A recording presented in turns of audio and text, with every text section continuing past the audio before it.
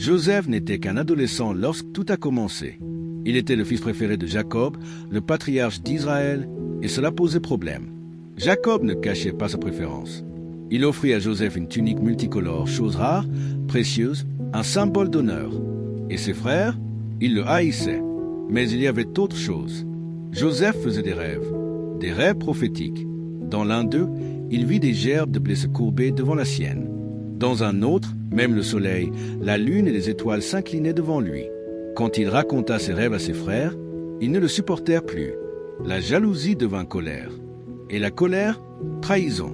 Un jour, alors que Joseph venait les retrouver au champ, ils l'attrapèrent, lui arrachèrent sa tunique et le jetèrent dans une citerne vide.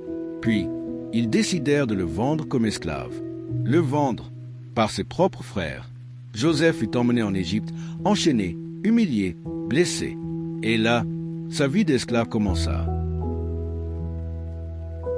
Dans la maison de Potiphar, un officier du Pharaon, Joseph recommença à bâtir sa dignité.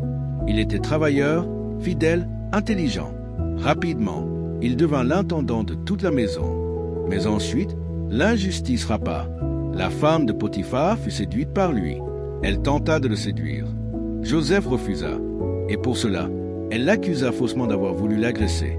Sans possibilité de se défendre, Joseph fut jeté en prison. Encore une fois, trahi. Encore une fois, oublié. En prison, n'importe qui aurait abandonné. Mais Joseph resta fidèle. Et même là, Dieu était avec lui. Il gagna la confiance du gardien-chef. Il commença à interpréter les rêves d'autres prisonniers, dont celui du chef échanson. Et lorsque le Pharaon eut un rêve troublant qu'aucun sage ne put expliquer, l'échanson se souvint enfin de Joseph. On fit venir le prisonnier. Devant l'homme le plus puissant du monde, Joseph écouta le rêve et dit « Cette année d'abondance viendront, puis cette année de famine. » Il ne se contenta pas d'interpréter, il proposa un plan pour sauver le pays. Le Pharaon fut tellement impressionné qu'il ôta l'anneau de son doigt et le mit à la main de Joseph. De prisonnier à gouverneur, Joseph prit la tête de l'Égypte, juste en dessous du Pharaon. Un Hébreu, un ancien esclave, un homme marqué par l'injustice, devint l'espoir d'une nation entière. Mais l'histoire n'était pas finie. La famine arriva, et parmi les peuples venus en Égypte chercher du blé, il y avait les frères de Joseph, ceux-là même qu'il avait vendus, qu'il avait trahis. Ils ne le reconnurent pas. Joseph portait l'habit des Égyptiens, parlait par un interprète, était une figure d'autorité. Mais lui les reconnut, et à ce moment, il avait tout le droit de se venger. Mais il ne le fit pas. Joseph pleura en secret. Il mit à l'épreuve leur cœur. Et lorsqu'il vit qu'ils avaient changé, il se révéla. « Je suis Joseph, votre frère. » Le choc fut immense. Les frères furent saisis de peur.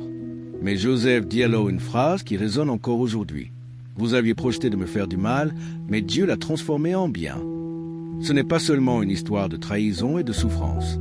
C'est une histoire de foi dans les ténèbres, d'intégrité face à l'injustice, d'un Dieu qui écrit droit, même avec des lignes tordues. Et plus que tout, c'est une histoire de pardon.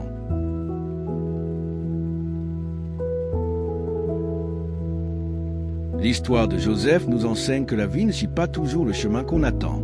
Parfois, ceux qui devraient nous protéger nous trahissent. Parfois, on est puni, même quand on fait ce qui est juste. Et parfois, on a l'impression que Dieu est silencieux. Mais Joseph n'a jamais perdu la foi. Même dans les ténèbres d'une prison, il croyait que Dieu avait encore un plan. Et toi, as-tu déjà vécu quelque chose d'injuste? T'es-tu déjà senti oublié, rejeté, abandonné? Peut-être que tu traverses aujourd'hui la citerne de Joseph, ou sa prison. Mais n'oublie pas, Dieu écrit toujours ton histoire. Et au moment juste, il peut te faire sortir du trou pour t'emmener jusqu'au palais. Es-tu capable de pardonner à ceux qui t'ont blessé?